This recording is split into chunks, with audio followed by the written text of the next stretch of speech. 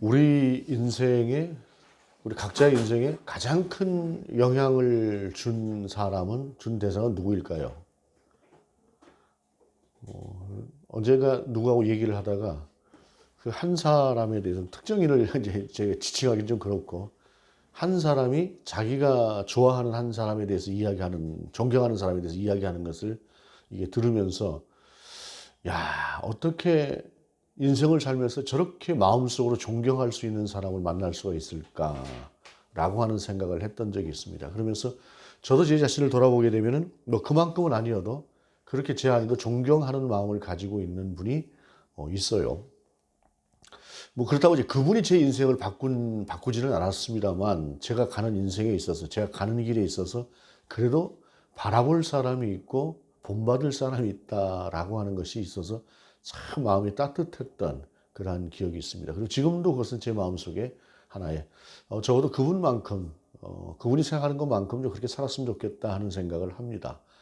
뭐 우리 주님이 물론 우리 가운데 있어서 가장 우리가 따라갈 바지만, 우리 주님의 모습이야 우리가 이렇게 그렇게 쉽게 따라갈 만한 대상 자체가 아니지 않습니까?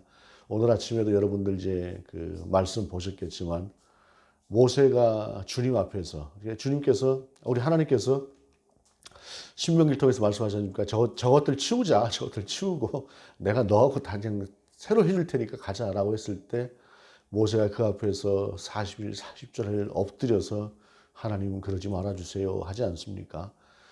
그러한 모습들, 그러한 사람들이 어찌 저희가 감히 따라갈 수 있겠습니까마는, 아예 이제 그 정도는 뭐 목표 자체가 되질 않습니다.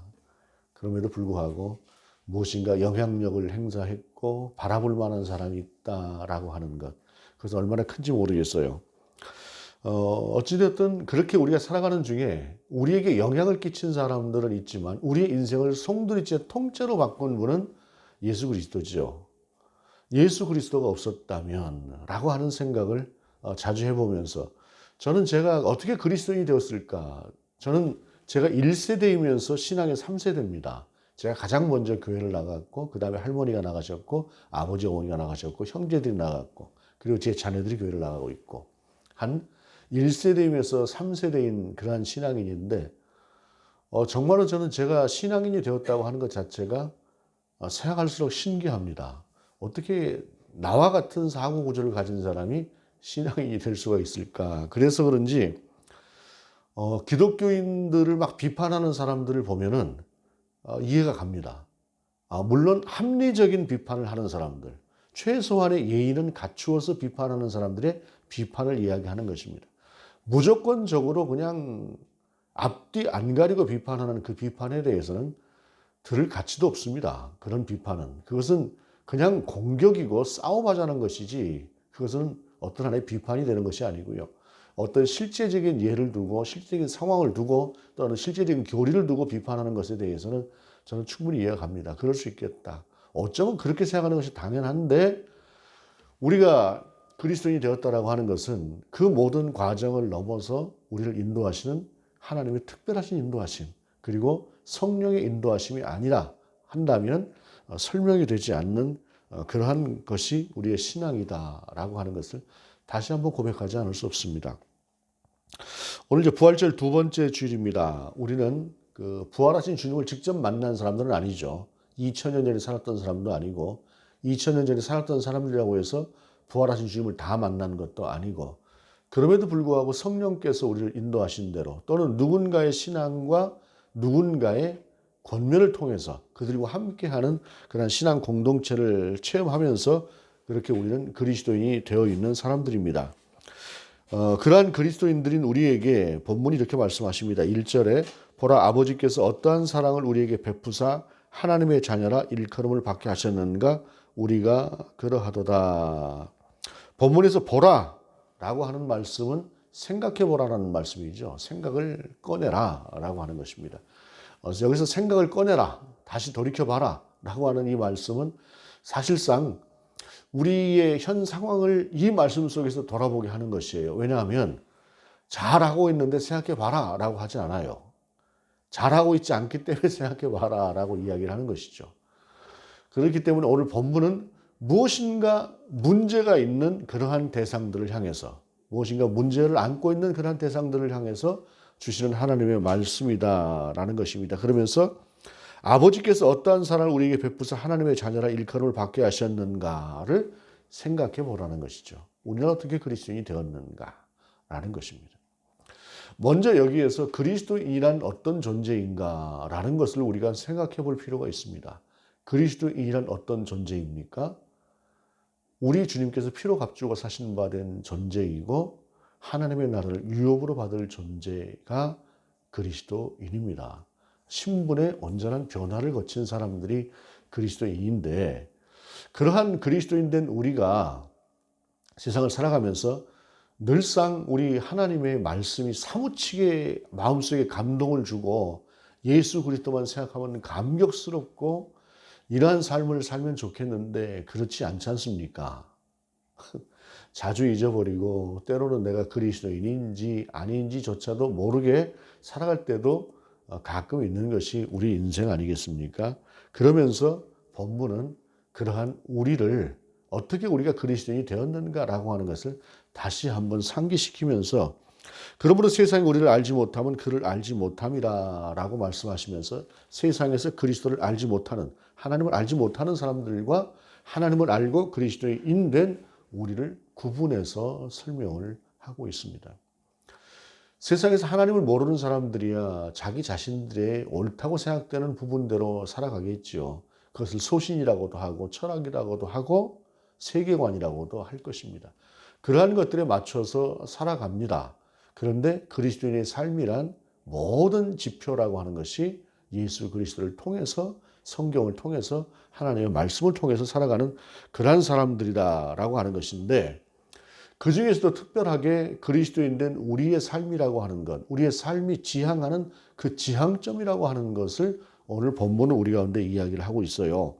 2절에 보게 되면 사랑하는 자들아 우리가 지금은 하나님의 자녀라 장래에 어떻게 될지는 아직 나타나지 아니하였으나 그가 나타나시면 우리가 그와 같을 줄을 아는 것은 그의 참모습 그대로 볼 것이기 때문이니 라고 말씀하고 있습니다. 이 말씀은 어떤 말씀입니까? 이 말씀은 우리가 가장 쉬운 단어로 이야기를 하자면 재림입니다. 다시 오실 주님에 대해서 말씀하시는 것인데, 다시 오실 주님을 만나는 그때가 언제인지는 모르겠으나 그러나 그때에 우리가 어떻게 될 것인가? 바로 우리 주님과 같이 될 것이다 라고 하는 것을 본문은 말씀하시면서 재림이라고 하는 것, 거듭난 인생, 예수 그리스도로 말미암아 구원된 우리 인생 가운데 재림이라고 하는 주제를 다시 한번 우리 가운데 상기시키는 것입니다. 특별히 본문에서 그와 같을 것이다 라고 하는 것은 우리가 예수님처럼 된다, 예수님의 신성을 갖춘다 라고 하는 말은 아니지요. 주님께서 내가 먼저 가서 너희가 거할 곳을 만들겠다라고 하셨던 그 주님이 예비하신 새로운 전혀 다른 어떤 하나의 그 공간, 그리고 그곳에서 어떤 삶의 방법들, 그러한 것들 속에서 우리도 그 속에서 주님을 대하고 주님과 만나고 하는 그러한 삶을 살 것이다 라고 하는 것을 말씀하고 계시는 것입니다. 사실 우리가 세상을 살면서 우리가 주님을 구주로 고백하지만 성령이 뜨거울 때는 주님과 내가 하나 되는 것 같아요. 정말로 그때는 주님이 바로 내 앞에 계시는 것 같이 느낌 속으로, 이게 단순한 어떤 하나의 느낌은 아니죠.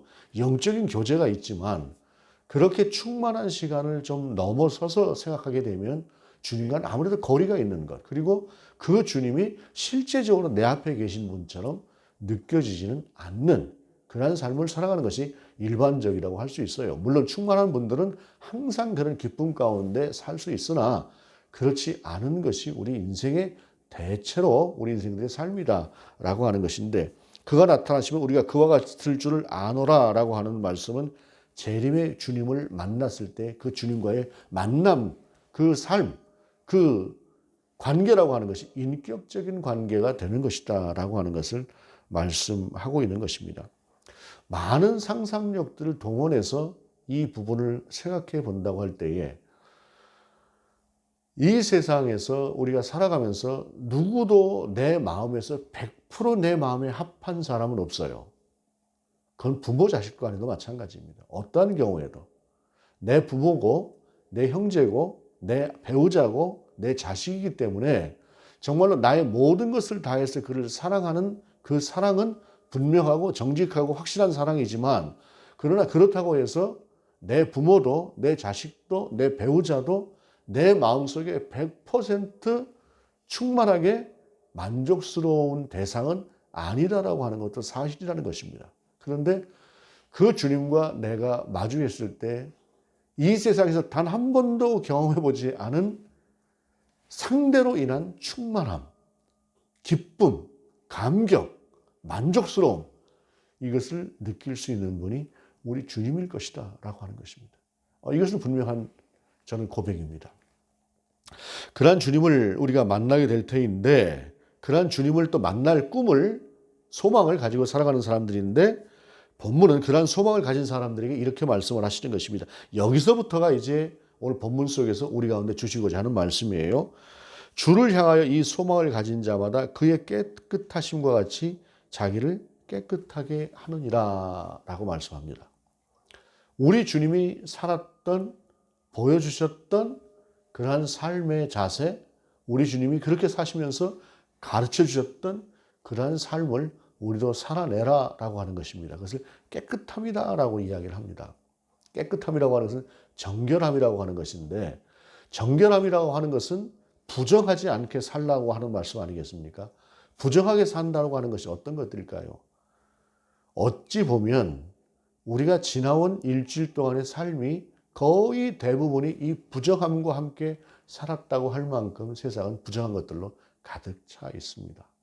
그러한 속에서 우리가 구별되게 살아라 라고 하는 것을 말씀하시는 것인데, 깨끗하다고 하는 말씀을 생각하면서 저는 이런 생각을 해봤습니다. 최근 들어서 제가 가끔 저의 몸에서 이제 나이 든 사람 냄새가 나는 게 아닌가라고 하는 생각을 할 때가 있어요. 그래서 이거 어떻게 해야 되나 라고 하는 생각을 하면서 좀 신경을 좀 쓰는 편입니다. 다른 때는 전혀 신경을 안 썼는데 지금은 그래도 신경을 쓰는 것이, 왜냐하면 제가 사람들을 만나는 사람이기 때문에 그렇습니다. 저 혼자 집에 있고 아무도 만나지 않는다고 한다면 뭐 가족이 어느 정도 이해를 할 테니까 그냥 그런가 보다 하고 할 텐데, 누군가를 만나야 되고 그 누군가와 또 어떤 하나의 그 지향점을 맞춰가면서 이야기를 해야 되는 그러한 일을 하다 보니까 저도 제 몸에서 나는 냄새라고 하는 것이 혹시라도 날까, 그러니까 소위 말하면 노인네 냄새 날까라고 하는 것들을 생각해 보면서 그러지 않아야 되겠다라고 하는 생각을 하면서 좀 청결이라고 하는 부분, 깨끗함이라고 하는 부분을 신경을 쓰는 것이죠. 그리스도인이라고 하는 것은 바로 그런 존재라고 할 수가 있습니다. 그리스도인이기 때문에 그리스도인이 풍겨야 될 그리스도의 향기가 있는 것이죠. 그 향기를 풍길 수 있는, 세상 가운데 드러낼 수 있는 그러한 삶을 본문은 깨끗함이다라고 이야기를 하는 것입니다. 우리가 그리스도인이지만 어디가 갔을 때에 딱 봐도 누가 봐도 저 사람은 예수 믿는 사람이네 라고 하는 그러한 모습을 갖지는 않았을 것입니다. 그런데 이러한 깨끗함이라고 하는 것은 우리의 삶에서 드러나게 되는 것이죠. 가장 문제가 뭐냐면, 전혀 예수 믿는 사람 같지가 않고 저런 사람이 어떻게 예수를 믿나라고 하는 말을 들을 만한 삶을 살아가는 것입니다. 이런 것들이 정말로 문제죠. 오늘 본문 속에서 그런 것들을 지향해라. 너희의 지향점은 예수 그리스도고 예수 그리스도로 깨끗하게 살아가는 것이다. 세상에 있는 것들은, 그런 것들은 지향하면서 지향점을 완전히 찾아라 라고 하는 것을 말씀하고 있는 것입니다. 주를 향하여 이 소망을 가진 자마다 그의 깨끗하심과 같이 자기를 깨끗하게 하느니라 라고 하는 것은 우리 안에 그리스도를 얼마만큼 품고 있느냐에 따라서 그 깨끗함이라고 하는 것이, 정결함이라고 하는 것이, 구별됨이라고 하는 것이 드러나게 될 것이다. 그러므로 너는 너희가 어떻게 그리스도인이 되었는가라고 하는 것을 기억하라 라고 하는 것을 본문은 이어서 말씀을 하고 있는 것이죠. 여러분, 상대에 대한 존중과 상대에 대해서 내가 무엇인가, 상대를 귀하게 여기고 그 귀한 상대에게서 내가 원하는 어떤 것인가를 얻으려고 할 때에, 그 사람에게 나아갈 때, 그 사람을 만나려고 할 때에 상당히 신경을 쓸 것입니다. 복장부터 시작해서. 특별히 젊은 날 가슴 뛸 만한 어떤 대상을 만났다고 한다면 그 대상을 향해 나갈 때에 자기의 외모나 이런 것들을 전혀 신경 안 쓰고 나가는 그러한 사람은 없을 것입니다. 겸비하겠죠. 준비하겠죠. 갖추겠죠. 바로 그러한 자세를 살라라고 하는 것을 말씀하시는데 그 다음에 이어지는 본문은 그것을 좀 더 구체적으로 말씀하시는 거예요. 죄를 짓는 자마다 불법을 행하나니 죄는 불법이라 라고 말씀하고 있습니다. 죄를 행하는 자다 불법을 행하는 것이고 불법은 죄다. 죄는 불법이다. 불법은 죄다. 뭐 너무 당연한 것 같은데 여기서 말씀하시는 불법이라고 하는 단어 자체를 우리가 좀 생각을 해볼 필요가 있어요.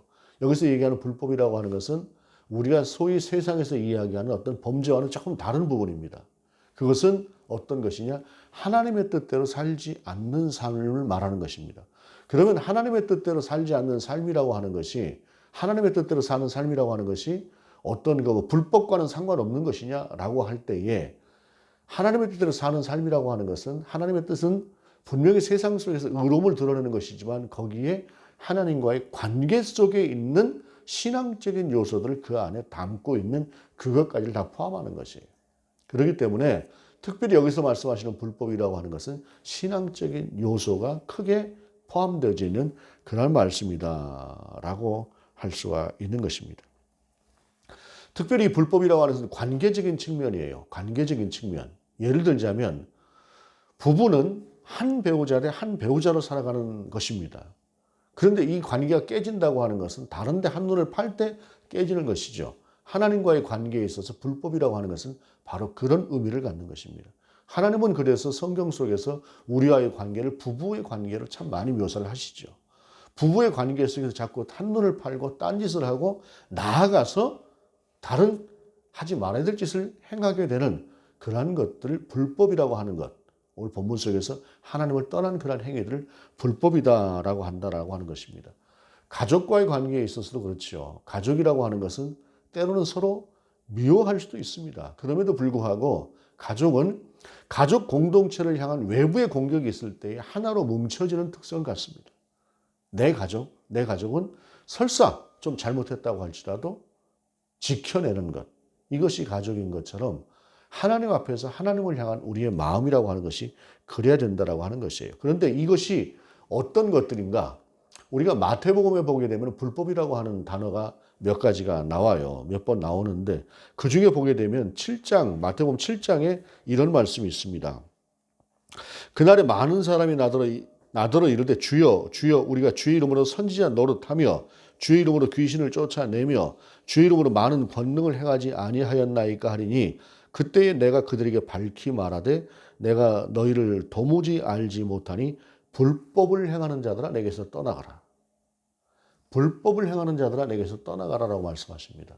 이 불법이라고 하는 단어를 마가나 누가나 요한은 사용하지 않습니다. 마태만 사용하고 있는데 거기서 불법이라고 하는 것은 바로 하나님의 뜻 안에서 살아가는 사람들이 하나님의 뜻이 아닌 다른 삶을 살아가는 것을 말하는데 그것은 상식적으로 우리가 누가 생각해도 죄라고 생각할 만한 잘못이라고 생각하는 그 모든 것들을 포함하고 있는 것이다라는 것입니다. 즉 그래서 불법이라고 하는 것은 우리가 성경적으로 볼 때 하나님의 뜻이 아닌 것을 불법이라고 하나 실제적인 불법의 적용이라고 하는 것을 보게 되면 하나님을 믿는 종교적인 행위만으로 살아가는 삶이 아니라 세상에서 살아내는 삶까지를 모두가 다 포함하고 있는 것이 바로 하나님 안에서의 하나님이 바라시는 바고 그것을 하지 않는 것이 불법이다라고 말씀하는 것이다라는 것입니다. 그리고 이어지는 말씀은 대단히 부담스러운 말씀이 됩니다. 그가 우리 죄를 없애려고 나타나신 것을 너희가 아나니 그에게는 죄가 없느니라. 그 안에 거하는 자마다 범죄하지 아니하나니 범죄하는 자마다 그를 보지 못하였고 그를 알지도 못하였느니라. 세 번역으로 읽어드리겠습니다. 그러므로 그리스도 안에 머물러 있는 사람마다 죄를 짓지 않습니다. 죄를 짓는 사람마다 그를 보지 못한 사람이고 알지도 못하는 사람입니다. 라고 말씀하고 있어요. 자, 이제 여기서 우리가 이제 심각하게 한번 이 본문을 들여다볼 필요가 있습니다. 우리가 죄를 짓고 살아갑니까? 죄를 짓지 않고 살아갑니까? 죄를 짓지 않고 살아가는 삶이 가능할까요? 절대 불가능하다고 생각합니다. 그런데 오늘 본문은 그리스도 안에 머물러 있는 사람은 죄를 짓지 않는다라고 말씀하고 있습니다. 그리고 죄를 짓는 사람은 그를 보지 못하는 사람이다. 그 안에 예수 그리스도가 없는 사람이다. 라고 본문은 말씀하고 있습니다. 사실 이 부분은 우리가 쉽게 우리가 그냥 이렇게 그런가 보다 하고 넘어갈 수 있는 본문은 아닙니다. 이 본문에 대해서 우리가 어떻게 이 본문을 이해해야 될 것인가 라고 하는 것은 그 안에서라고 하는 것입니다. 그리스도 안에라고 하는 단어에서 찾을 수가 있습니다. 우리가 가족 공동체라고 할 때에 여러분 아까도 말씀을 드렸습니다만 자식이 100% 만족스러운 때가 얼마나 될까요? 남편이 얼마나 100% 만족스러운 때가 있겠습니까? 부모도 마찬가지죠. 형제도 마찬가지입니다. 그런데 중요한 것은 그들이 가족이라고 하는 것입니다. 가족이라고 하는 그 공동체 안에 있을 때에 그때 미워도 용납이 되는 것입니다. 잘못을 해도 용납이 되는 것입니다. 바로 그런 관계, 그 안에 있는 것 자체를 본문은 이 안에서 그것을 하나의 불법이 아닌 의로운 행위다라고 하는 것을 이야기하는 것입니다. 이것을 우리가 성경 속에서 우리가 우리의 신앙적인 삶에서 적용을 한다고 할 때에 여기서 하나님을 의식하고 살아가는 삶, 그리고 그것은 그리스도인의 삶의 방식을 따라서 사는 삶을 오늘 본문은 의로운 것이다라고 하는 것을 이야기하는 것입니다. 삶의 결과물을 이야기하는 것이 아니라 삶의 자세를 이야기하는 것이 오늘 본문 속에서 우리 가운데 말씀하시는 죄를 짓지 않는 것이다라고 하는 것을 말씀하시는 것이다라고 하는 사실입니다. 죄를 짓지 않는다. 이것을 삶의 결과로 본다고 한다면 이 땅에서 우리가 삶의 결과라고 하는 것이 얼마나 많은 부분에서 무너지고 그 무너지는 것을 가지고 나를 평가해 본다고 한다면 나라는 사람은 절대로 그리스도인 자체가 될 수가 없는 것입니다. 그러나 우리가 그리스도 안에 살면서 그리스도로 말미암아 내 삶의 방식을 정하고 그렇게 살아가기를 원하는 그러한 지향점을 가지고 살아갈 때에 때로는 그것이 무너질 수 있으나 하나님께서는 그것을 의롭다 하는 것으로 인정해 주신다라고 하는 것입니다. 그러므로 죄라고 하는 것은 삶의 결과물이 이렇다라고 하는 것을 이야기하는 것이 아니라 내 삶에 주님과 함께하는 주님과 더불어 주님으로 말미암은 그러한 삶을 살고자 하는 신앙적인 자세가 결여되어 있는 것을 죄라고 한다고 하는 사실입니다. 그러므로 우리의 삶은 주님과 함께하는 삶, 주님이 원하시는 삶, 그 주님을 따라가는 삶을 따라가는 것, 살아가는 것, 이것이 오늘 본문 속에서 우리 가운데 원하는 것이다라고 하는 것입니다. 그러면서 자녀들아 아무도 너희를 미혹하지 못하게 하라 라고 본문은 우리 가운데 말씀하고 있습니다. 요한 1서에서 미혹이라고 하는 단어를 사용한 것이 몇 번 됩니다. 이 2장 26절과 4장 6절에서 오늘 본문과 함께 미혹이라고 하는 단어를 사용하고 있는데 이 미혹이라는 단어를 이렇게 본문 속에서 쭉 찾아보게 되면은 처음 주님께서 주신 그 말씀을 벗어나는 것. 그러니까 이것을 무엇을 말하느냐? 이단으로 넘어가는 것을 이야기하는 것이에요. 특별히 오늘 본문 같은 경우에는 예수 그리스도를 알던 사람들이 믿었던 사람들이 자기의 신앙을 처음 주님께서 우리 가운데 주셨던 그 말씀대로 따라가는 것이 아니라 임의로 해석을 하고 이런 것이 옳은 것이다라고 하는 자기 생각을 그 안에 투영시키면서 나가는 것을 이야기하는 것입니다. 오늘 본문 속에서 미혹이라고 하는 것은. 그리고 이와 같은 말씀을 또 이어서 보게 되면 성령을 따라가지 않는 것을 이야기하는 것이고 사도의 가르침을 따르지 않는 것을 이야기하는 것입니다. 성령을 따르지 않고 사도의 가르침을 따르지 않는다라고 하는 것을 오늘의 우리의 현실에 비추어서 다시 재해석해서 말씀을 드린다고 한다면 교회 공동체를 부인하는 행위다라고 이야기할 수 있을 것입니다. 누구의 말을 따른다라고 하는 개념이 아니라 교회 공동체 자체를 부인하는 삶, 이것을 오늘 본문 속에서 말씀하시는 미혹이다라고 하는 것으로 해석하는 것이 맞다라고 하는 것입니다. 오늘날 보게 되면 교회가 그렇습니다. 참 여러 가지로 교회 상황들이 이런저런 이야기들이 들려올 때에 참 마음 아픈 이야기들, 답답한 이야기들 또 그리고 속으로 다른 생각을 하게 되는 것들이 참 많지요. 그런데 여러분 기억할 것은 그럼에도 불구하고 교회의 머리는 예수 그리스도십니다. 그리고 교회는 그 주님의 몸된 공동체입니다. 비록 한 부분이 더럽고 추하고 썩어 있다고 할지라도 엄연히 그 공동체는 주님의 몸이다라고 하는 사실입니다. 답답할 수 있고 분노할 수도 있고 하지만 나도 그 공동체 안에 지체라고 하는 것을 잊어서는 안 되는 것입니다. 그것을 떠나서 마치 나는 전혀 그 교회 공동체하고는 상관이 없는 사람인 것처럼 교회를 바라본다면 그 사람은 오늘 본문 속에서 말씀하고 있는 미혹되어 있는 사람이다 라고 할 수 있을 것입니다. 안타까운 것이 참 많지요. 비판받을 만한 것도 참 많습니다.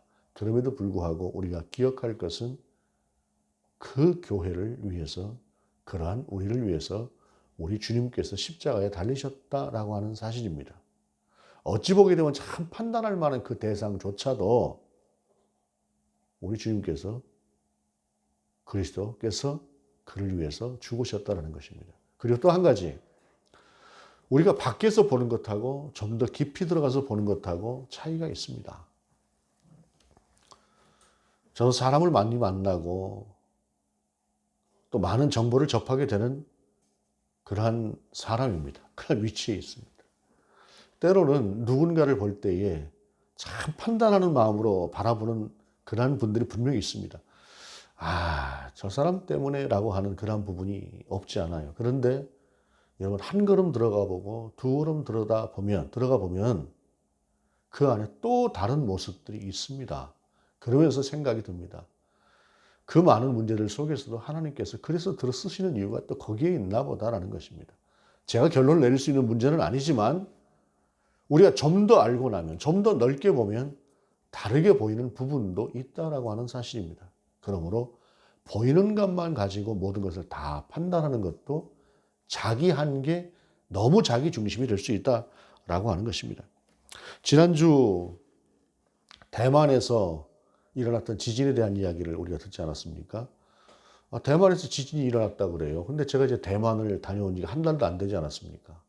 근데 이 들어보니까 제가 지나왔던 그런 지역에 대해서 이야기를 해요. 그런가 보다라고 생각을 했습니다. 그런데 그 지진 소식이 있고 나서 이제 우리 TV 방송사에서 갔더라고요. 가서 그 지진 난 현장을 이렇게 찍어서 화면으로 보니까 그냥 들었을 때는 막연히 내가 다녀왔던 데인가라고 했던 데가 실제로 제가 다녀왔던 데더라고요.